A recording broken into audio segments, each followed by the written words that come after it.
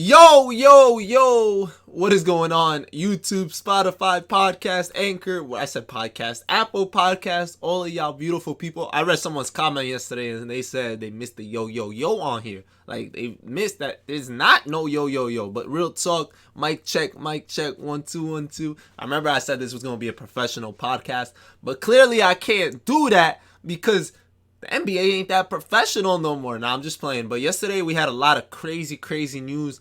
A lot of stuff was happening. We wish the best to obviously Kawhi Leonard. We wish the best to Chris Paul. We wish the best to anyone going through anything out there in the world, whether you're in the NBA or you're just a regular civilian like moi. But regardless, we had some big games yesterday. Big games. That first game was real boring. It was you really were sleeping if you're not a Philly fan. Like, I was watching the game, I tweeted, I was like, this is boring. That's how I felt for sure at one point. But sometimes I tweet that just to spice things up a little bit. Spice it up. I'm playing for sure. But man, oh man, I don't know what's good with Philly. This is the second game in the row. They were all huge.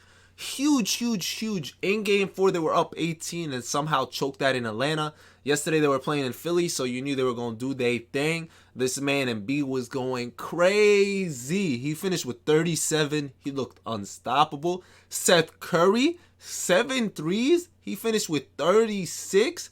Boys were going insane. They were up 26. It was literally a 20-something point game with 3 minutes left in the third, and the chance of them winning was 99%. 99.1, I'm pretty sure. So let's not forget that 0.1. So that means Atlanta had a 0.9% chance of winning, but don't tell that to the Migos. Don't tell Quavo that, because he'll bet big that they never out of it, and clearly they were not. That game turns like this in the fourth quarter. That's one of those... I don't know. That's a collapse. If you've ever seen a collapse, that's one. That's a pure meltdown. Them Sixers just forgot how to play basketball. No offense, no defense, just non-existence. Didn't exist. And, bro, that's literally Trae Young time. Trae took over. He's becoming a star right in front of our eyes, whether you hate him or not. I know a lot of Knicks fans / New Yorkers hate him in general. I know a lot of people in the league hate him for how he draws fouls. It's a part of the game. They're talking about removing it in the future.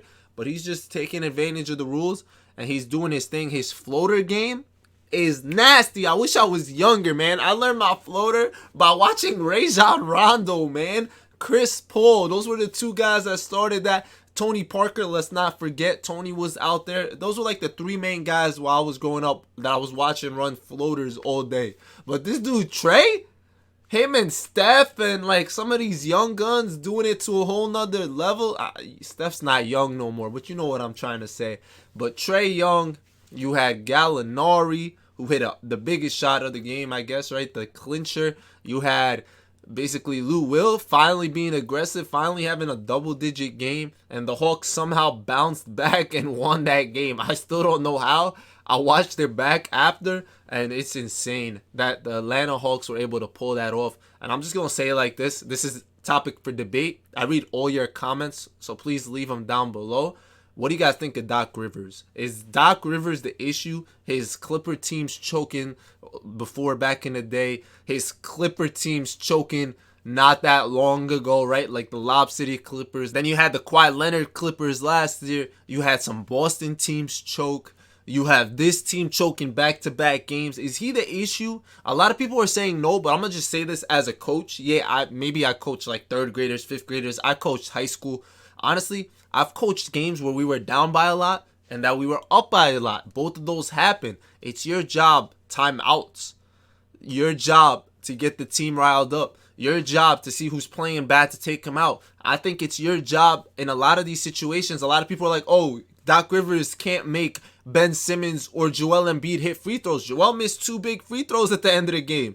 I literally was like, yo, Joel's got to attack the basket, get to the free throw line. Maybe he gets an and one. And this dude gets fouled, misses back-to-back free throws. Yes, these guys are choking worse than the Knicks choked when Reggie Miller was against them. Like Spike Lee type choke. So it's really getting ugly. And I want your opinion. Do you guys think Doc Rivers is maybe not as great of a coach as we think? Maybe we hype him up too much because of that Boston Celtics like thing where he actually had a bunch of Hall of Famers on the team. Please let me know.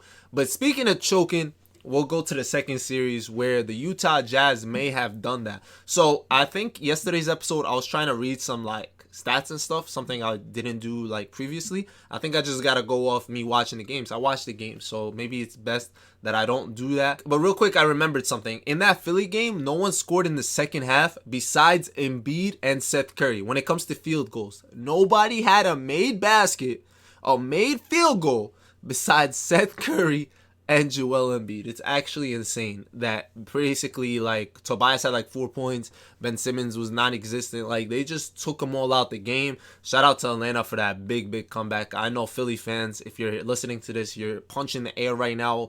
You had a long night, and I'm sorry. It just is what it is.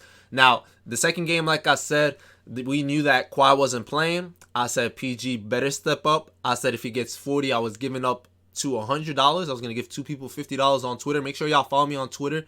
I say this a lot, but Twitter, I will be doing more giveaways like that if someone does this or that. And I don't know how. I don't understand it, but Utah at home just didn't come to play, I guess. And now I won't say that. I will say the Clippers came with more energy. They came to play harder. They just were on it a little bit more. They wanted to do it for Kawhi. PG hears everything we've been saying. We've been calling him Pandemic P. We've been making fun of him for so long.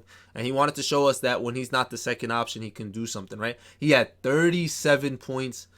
37. 10 of them were free throws, but he was aggressive. He was hitting shots. He hit big shots. He had an N1 at the end of the game that was pretty huge. And that man got some help when he needed it, right? Reggie Jackson stepped up. He had 22 points. As y'all know, Mr. June. Shout out to Kenny for that. And that was said on the... Bro, I just don't understand, man. This dude, king of the fourth quarter, man. If y'all don't know, y'all gotta find out. Best YouTuber out there when it comes to podcasts and stuff. He called him Mr. June, Reggie Jackson. And it stuck. Like, now the Clippers calling him that. Now they calling him that on like national television, so that's big time. So it's just right that I could call him that too. Then you also had help from like Marcus Morris, who had another big game. He was hitting 3 after 3 after 3. He had 25. And bro, like as much as Bogdanovich tried to carry the Utah Jazz, this man literally hit 9 threes. I'm pretty sure he had 32. Let me double check. Yeah, he had 32 points. He was 9 of 17 from 3, which is pretty good. That is really good, actually. Over 50% shooting a high clip like that. The issue was Donovan Mitchell. Like, Donovan, look, I'm going to read this just because it's so mind-boggling. He was 6 of 19. He shot 19 times, made 6, but that's not the issue. The issue is only 5 of those were inside the arc. He literally shot 14 threes and only made 4 of them. That's so bad. Donovan, you got to do better than that. I understand their defense is nasty. They've been playing a lot better defensively, but that's just unacceptable in every aspect. Like, I don't understand how someone can, like, you're at home. You're going to regret this. There's no Kawhi. Like, you're going to regret this for real. Now you got to go to LA, to the Staples Center, and try to win there. I was happy with Gobert's like energy that second half. He was getting putbacks. He was on the board. Like, he actually was scoring just off that. You obviously don't dump it down low to Rudy and tell him to go get you a basket. Back to the basket type vibes. But he's got to be aggressive on the offensive rebounds. It's hard for the Clipper team to stop him. And honestly, the rest of the team's got to be more aggressive. Like, Donovan's got to attack the basket. Like, I expect threes like that from Jordan Clarkson and stuff. But you got to attack the basket. They don't got shot blockers. Attack the basket. Nice and easy. So now Utah has dug themselves in a hole. Instead of going up 3-2, which we know about 83% of the time, whoever wins Game 5 is literally in the driver's seat. We know it's possible that it happens the other way around. The Clippers showed that in the first round. But now it's going to be tougher for Utah. They want to make it out the West for sure. So let's see how they react. Speaking of big Game 5s, we know that the Brooklyn Nets had a big one. Big win. Thanks to KD and Jeff Green, the 2 last Seattle Supersonics, well, active, that actually played on the Seattle Supersonics, that are still in the league. So that's kind of cool that they were both on the same team back then, drafted together, played in Seattle before they moved, and now they're playing in Brooklyn doing their thing. It'll be kind of full circle if they win now type vibes. All they're really missing on that team is Westbrook, pretty much, and Ibaka, of course, right? Because they got Jeff Green, they got James Harden, they got Kevin Durant, They're just missing Westbrook and Ibaka. That would have been a crazy, crazy team down there in Brooklyn. But tonight is game 6. They taking their way to Milwaukee. Milwaukee's got to answer back. We saw that Giannis said that he wants to guard him, or he's going to take the challenge of guarding the best player, as he said Kevin Durant is. I actually made a video on my Newsbreak account. I will link it down below of what I think the Nets have to do to win that game. On Newsbreak, I'm strictly a Nets analyst. Literally, I just make Nets videos because that's my new job. I appreciate y'all for letting me start something like that. It really does mean a lot. But make sure you guys go check that out. There's a link that you guys can download the app from there, and once you get there, make an account or whatever. You don't have to. Just search for Doing the Most. We on there as well as pretty much everywhere. I really do appreciate you guys. If you guys have any questions, leave them below. I will start answering them, whether it's in like the next video. I'm doing this every day, so I will answer them in the next video. This is where you guys can get more into it with me, you know what I mean? Like, I might do a live stream soon. I kind of want to do that. Maybe if there's no games one night, I'll do like a Q&A live stream where we talk about the NBA, my favorite moments, my favorite this. We'll maybe break some stuff down. But regardless, let me know your predictions for tonight's game. Let me know if I said anything about the previous games that you didn't like, especially that Doc Rivers thing. I really want to hear what you guys have to say about that. But with all that said, thank you guys for doing the most.